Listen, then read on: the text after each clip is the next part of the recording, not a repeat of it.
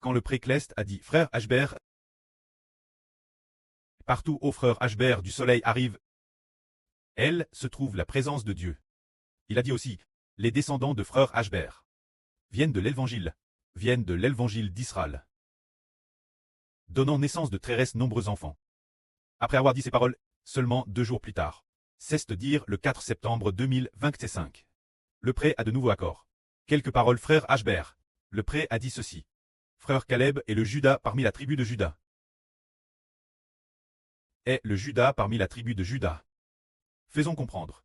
Le pré-Cleste nous fait comprendre que la nation d'Israël, Israël a 12 fils spirituels. Et parmi eux, Judas est son 4e fils. Judas est dans la nation d'Israël, la plus grande tribu. C'est pourquoi, dans l'Apocalypse, la première tribu crite est la tribu de Judas. Le pré l'a déjà dit plusieurs fois. Alors nous comprenons que ce que le pré-Cleste révèle s'accomplira certainement ainsi. Juste après, l'esprit du pré a dit ceci de nouveau. Ceux qui n'ont pas l'Esprit Saint sont des morts. Ceux qui ont l'Esprit Saint sont les vivants. Le pré a dit, ceux qui n'ont pas l'Esprit Saint sont des morts. Alors ceux qui n'ont pas l'Esprit Saint, qui sont-ils?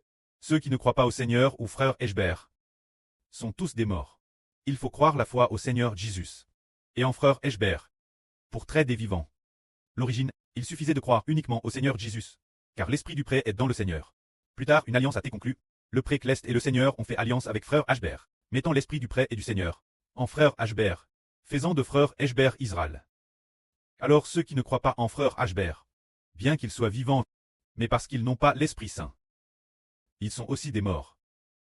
Seuls ceux qui croient revivent. Frères et sœurs, regardez, ces enfants croyants, quelle immense joie, quel immense espoir.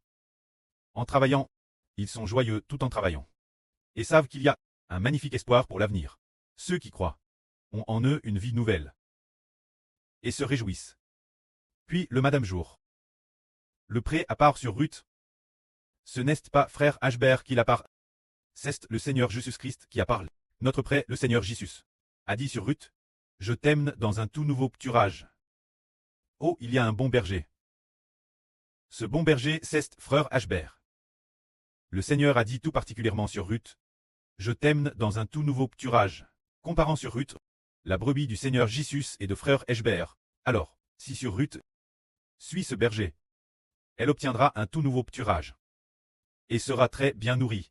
Juste après, il a dit encore. Le Seigneur lui a dit de nouveau, l'herbe elle basse n'a jamais te pitine par personne. L'herbe elle basse n'a jamais te pitine par personne. L'eau n'a jamais te trouble. L'eau n'a jamais te trouble.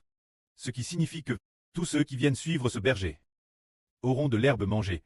Ah, veut dire qu'il y a de nouveau de l'eau boire. Et ensuite, il est dit encore, le bon berger te conduira pour entrer, sortir et trouver des pâturages. Le bon berger te conduira pour entrer, sortir et trouver des pâturages. Le bon berger, c'est le frère Ashbert. Haha.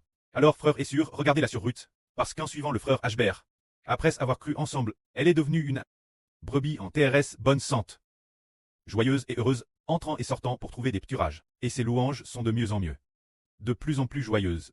Il en va de madame pour les frères et sœurs. Frères et sœurs sont non seulement les brebis du pré-Cleste, mais aussi les brebis du Seigneur, et aussi les brebis du frère Ashbert.